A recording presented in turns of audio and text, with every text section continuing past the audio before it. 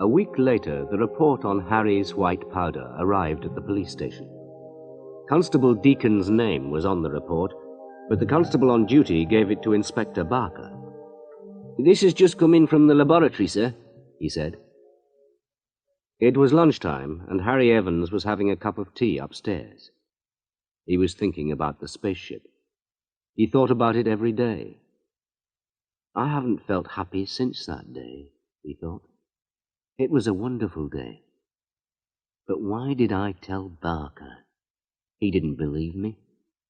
And does Jim really believe me?" He looked sadly out of the window. Jim found him there. "Harry," he said, "come on. More trouble. Barker wants us." "Oh, no. What is it now?" "That report on the powder. It's just come in, and the fool on duty gave it to Barker," said Jim. Inspector Barker was walking up and down his office. He had a piece of paper in his hand. "Ah, Evans and Deacon," he said. "Good. Very good. Perhaps you can help me. I need some help. I don't really understand this. No, I don't. Now, listen." Harry closed his eyes for a moment. "I'm not going to like this," he thought. The inspector read from the piece of paper. "Report number 345834, 14th July. A paper bag with white powder from the Castleford Road. When we opened the bag, a lot of strange yellow smoke came out. It smelt very bad. The smoke disappeared very quickly, and there was no powder left in the bag. Perhaps it was interesting, but we cannot make a report. Please send some more of this powder in a glass bottle."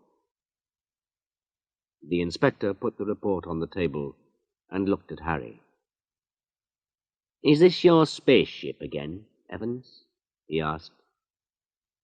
"Yes, sir. I found the powder on the road." He stopped. Why, he thought. He saw the lights again in his mind and heard the soft sound of something. What was it? And why?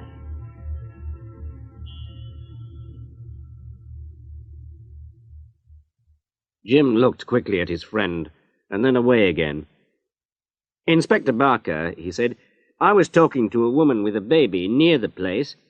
She saw Constable Evans there, and she said—" But Barker was not listening to Jim. He was looking at Harry.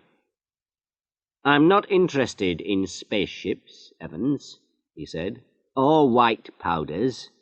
We're police officers here. We're not playing children's games." "I'm not playing games, sir," said Harry, slowly and carefully. "It was there, and I saw it. I don't understand it, but I saw it." "You've been a police officer for how long? 30 years? That's a long time, Evans," said the inspector loudly. "A long time. Perhaps it's too long. Think about it, Evans. Think about it." Soon everybody knew about Harry Evans and his spaceship, and most people laughed at him. "Have you seen any good spaceships today, Harry?" they asked him. Sometimes Harry laughed with them, but he really felt unhappy and angry about it. And then one day a policeman wrote Harry's spaceship on a piece of paper and put it on Harry's car window.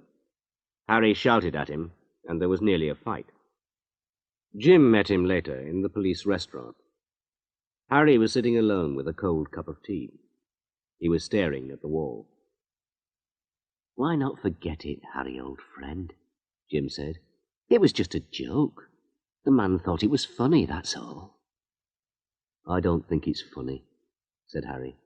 "I really saw the spaceship, and it was beautiful and important, and I can't forget it. I think about it all the time." "Yes, I know," said Jim. Harry's face worried him. It wasn't round and cheerful now. It was thin and sad and tired. But your job's important too, you know. Maybe, said Harry. I don't know. Listen, Harry, said Jim, I've got an idea. You remember the woman with the baby? Yes, said Harry, but that's no good. Perhaps the baby saw it, but babies can't talk, Jim. I know, but the woman can help us with the time problem. She saw you twice, once at 5:15 and once at 6:10. And she saw you when you got out of the car at 5:15. You were walking with your hands in front of you. Perhaps you were walking in your sleep. Well, I wasn't, Harry shouted. I wasn't asleep and it wasn't a dream. The spaceship was there, and I didn't get out of the car. Yes, all right, Harry, all right, said Jim quietly. He was very worried now. But there's this problem of time, you see. I think you've forgotten something very important. Listen, why don't you see a doctor? Perhaps... Harry pushed back his chair and stood up. No, Jim, I don't need a doctor. I'm not ill and I haven't forgotten anything. Perhaps you don't believe me, but that's your problem. All right? Yes, Harry, all right, said Jim softly. But Harry was walking out of the restaurant. Harry Evans did not see a doctor, but he could not forget the spaceship. He thought about it every day. It's going to come back, he thought. It's going to come back on my birthday. But it didn't come back on his birthday. Harry was very unhappy then. He couldn't sleep for 3 nights. He had bad dreams. He was very tired and he couldn't eat. Jim Deacon went with him to the police doctor. 5. Harry remembers. Dr. Margaret Darcy was an important psychiatrist. She knew a lot about people's thoughts and dreams. She listened to Harry's story and talked to him quietly and kindly. Now, Mr. Evans, she said, would you like to sit in this chair, please? Watch the computer and listen to me. Dr. Darcy quietly turned on her recorder. She looked at Jim. I always record everything, she said. Harry watched the computer. Soft light shone on and off. Blue, green, orange, pink, blue again. I like them, he thought. They are nearly as soft as the spaceship lights. He watched them carefully and lay back in the chair. He was not asleep, but he was not really awake either. Now then, Harry, said Dr. Darcy, I'm going to take you back in time. I'm going to take you back to July the 8th last year, your birthday. It's 5:10. Where are you? In my car, answered Harry slowly. I'm driving back from Castleford. The room was very quiet. Harry's eyes were closed. I can see the spaceship, he said. I'm looking at it.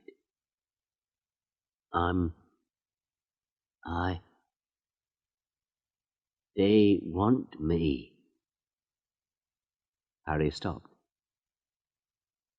Who want you? Asked the doctor quietly. They do, said Harry. I'm getting out of the car. I'm out.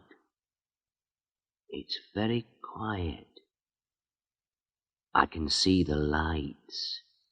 Blue, yellow, green. They want me. I'm coming. Harry put his arms out in front of him while he sat in the chair. I'm going towards the spaceship, he continued. There's a door. It's opening. There's a light inside. A beautiful light. all blue and green, like water. I'm going in. Ah. He smiled. His voice was very happy. I'm inside. I'm in a room, a round room with no doors. I can hear the sound now. It's not really music, but it's very beautiful. Suddenly Jim could hear it too. A very quiet, beautiful sound. But it was here, in the doctor's room. He stared at Dr. Darcy in surprise, but she didn't look at him. Are you alone? She asked Harry. No. There are 3 of them. They're holding my hands. What are they like? Thin. Shorter than me. They're like thin children with big round heads. They don't have any mouths or noses, just one big eye. They say they're my friends. They're talking to me. They don't have mouths, but I can hear the words in my head. What are they saying? Lie down. Jim jumped in surprise. Harry's voice was suddenly high and thin, like a child's, not a man's voice at all. Lie down. We are your friends. We must understand people. We must find someone. Hey, I don't like that. Harry's voice changed again. It's a ring, he said. They're putting a metal ring round my head. It's a computer. I don't like it. It's listening to me. It's making a record of my thoughts. It's... That's better. It's off now. They're looking at it. They're pleased, I think. You are our friend. Your mind is open and full of light. It is not dark and closed like other people's minds. We need people like you. We can teach you. We can show you our home. Harry stopped, and a big smile came over his face. Jim could hear the sound very clearly now. A strong, beat sound. Can you hear that sound, Doctor? He whispered. Shh, what sound? I can't hear anything, the doctor whispered back. Be quiet. Harry looked sad. They say I can't go with them. Not this time. They're giving me a drink. I don't want it, but I have to drink it. It's very cold. I'm going out of the door. I'm in my car again. Can you see the space people? Asked the doctor. Where are they now? What space people? Harry's voice was angry now. I haven't seen any space people. I have forgotten them. I haven't seen them. Now there's a bright light under the spaceship. I can't look. The spaceship has gone, too. Dr. Darcy woke Harry up. She turned on the cassette recorder, and they listened to it together. How do you feel now, Harry? She asked. I'm not sure, he answered slowly. I'm happy because I saw them again. But why did they leave me? Why didn't they come back? Perhaps they're not real, Harry, she said quietly. Perhaps they're only dreams.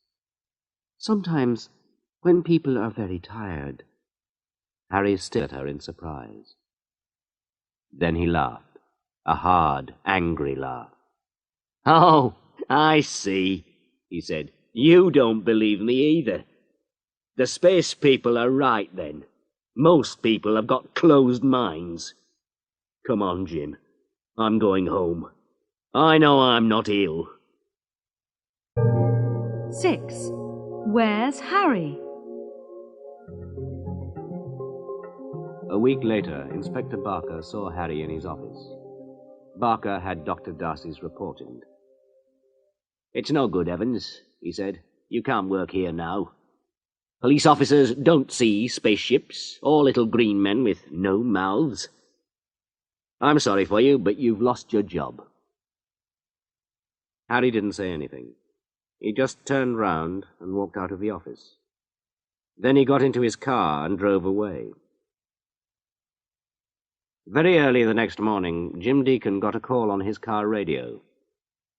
"DC to RM, please go to Allerton Lake, north of Little Ashwell. There's an empty car there."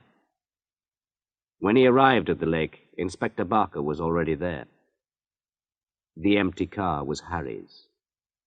Jim stared angrily at Barker. "What's happened? Harry? Is he dead now, because of you? Because you didn't believe him? That it?" Barker looked unhappy.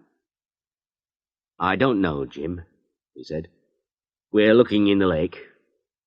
Perhaps his body's in there." Jim was very angry. He wanted to hit Barker. He turned and walked quickly away. Poor old Harry. Dead because nobody believed him, he thought. Then he saw something on the road. A strange ring of white powder. He picked some up in his fingers, but when he touched it, it disappeared in his hand. In a moment, there was nothing left. Jim looked up at the sky and remembered the strange sound in Dr. Darcy's room. Is Harry dead? He thought.